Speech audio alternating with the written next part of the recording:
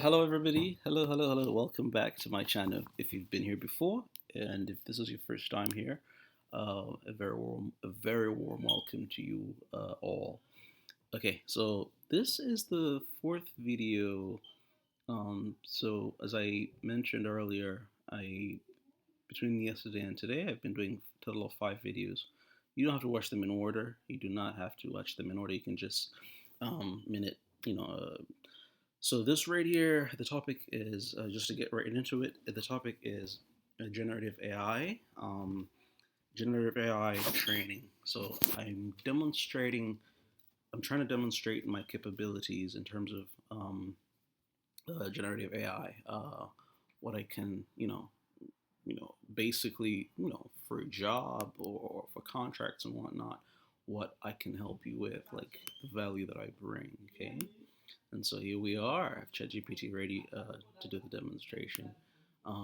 But before that, I just, I'm going to have to give a bit of a brief background, okay?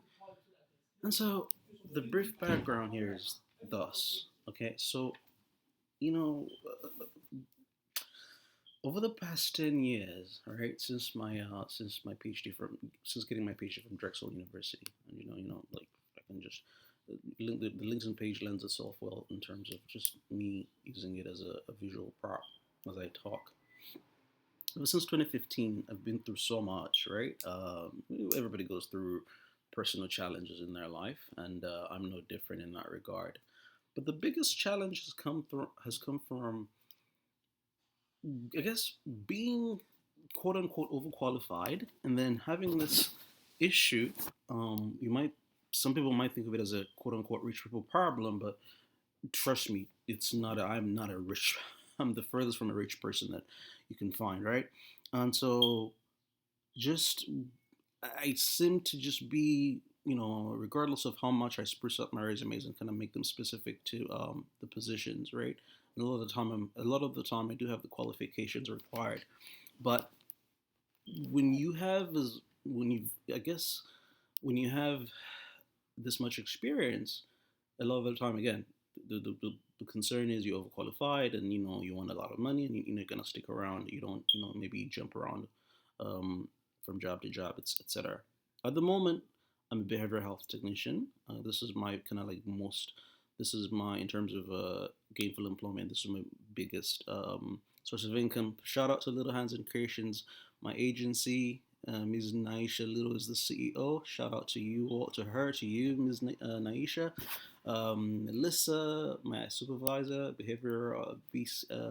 what's the title is a behavioral analyst, right? So I enjoy my work there. Work with children, teenagers, and adults with autism, ADHD, just neurodiverse situations, right? Conditions. So, but I've done other things as well over the past several years, over the past 10 years since the PhD. And so, for instance, one thing I'm very proud of is the book. Is my Thoughts and Selves book. I don't have to pull it out, but and again, maybe why not? Like I did a video earlier where I was talking about it. I was because the publisher, I'm working together with them to do a promo of it. 5 years later, this is the Amazon link, but the prices are better on the publisher's site themselves because you can buy individual chapters. So I've done a lot of work in that time, and so my argument there being this, like, so then the so what of all this is the question, is the consideration is, if I've been able to get that much done in 10 years while going through so much, most, like most acute of which has been the being underemployed, right? And so, which causes financial instability. But imagine then what I can do when, if I'm in a settled position, with a company, like just, so I have a sister, for instance, in the South, and I'm not gonna name her. I'm not gonna name her, but she's an electrical engineer. She's been with a company there, Centerpoint Energy, for oh my god, it's gonna be 15, maybe 20 years soon, right? And I do envy that for sure. Like so, but I guess folks maybe don't see me as like I don't make I don't I'm not like you might view me as not being cut out to be like I guess, a humble employee or something like that. And that couldn't be further from the truth, I can assure you. Anyway, so with all that said, let me just go ahead and do a quick demo of prompt engineering. So I already told, I call them Professor Chat. That's my nickname for them. So I already gave them a heads up about it, like they're expecting me. So this is the thread that I've been using with them. Okay, so bear with me one moment. Let me pull up the. Let me just give Professor Chat the cue. ChatGPT. Let me give them the cue. All right, here it is. All right, ready for our demo.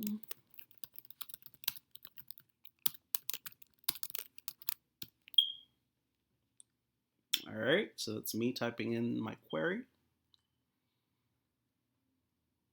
Okay, and you know, ChatGPT already suggested a bunch of stuff that I can like demonstrate. I can stick to it, and I'm probably going to right now. I'm going to use one of the prompts that they suggested. But you know what? The ChatGPT suggested. But the main point, the main takeaway from this, if you want to learn, and people watching this and you want to improve your LLM prompt engineering skills, creativity is like it helps spontaneity, creativity, for definitely being a good writer, being a decent writer, it helps as well. So in this case, let me just stick to the script a little bit. Okay, so uh,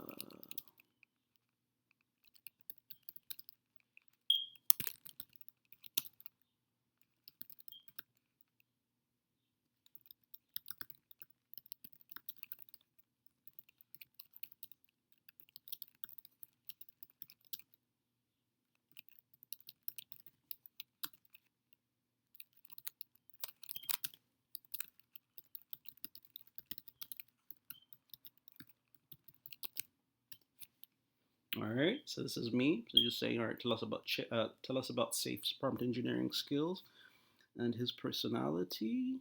Okay. And of course, ChatGPT is, I so like I don't know. I'm pretty sure a lot of people do this. Just like when you're bored talking, chatting with ChatGPT. I'm pretty sure people do that. So there you go. So that was my like first timer here. So basically, it's like yeah, there you go. But the thing about it is, like, the most important thing is creativity and just gotta be specific. You have to kind of, and you have to. It helps when you give them specific instructions right here. All right. So that's these videos are not long. Like I don't want to do. My hallmark with these videos is I just want them to be brief and to the point. And so, final argument for me is this, okay? My LinkedIn profile lists some of the things that I do right now, right? I'm a behavioral health technician, and I'm open to work as a, dev PM. I have a PMP, obviously PhD as well. Uh, I have skills in Gen AI and LLM prompt engineering, data science, right? Content development, okay, all this stuff. So the argument is that if I've been able to kind of just going through all that I've been through the past several years and yet still managing to put out as much as I have, all the deliverables that you can see online on my pages, right? And with the quality, hey, you judge for yourself in terms of what the quality is.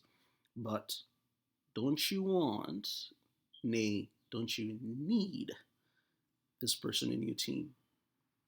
At the end of the day, I've been okay the past several years. I've survived, right? In terms of livelihood, in terms of like just the basic needs and whatnot. I've survived. I'm a believer. Those of us that are believers can relate to this. God will provide. God has provided and God will provide. I'll survive somehow. But don't you and don't your clients, would you not, I mean, don't you think that, my skills might be of use to yourself and to your clients. And this is what I bring at the end of the day. Okay, so let me just delete that, make this very clear. Passion, persistence, and presence. All right, so thanks so much for watching this, and I hope it's been informative for you. Okay, and please just comment and oh god, comment, like, definitely share, follow. Well, no, I don't believe in following. So the SDK alter ego, the Premier 100 community, and then also just being a member of the community after that in general. Just by all means, become a part of us, and let's just enjoy ourselves as a good online community. So first, the Premier 100 members will have access to steep discounts and or free access to premium content later. Thanks so much for watching this. This is Seif Sekalala, over and out.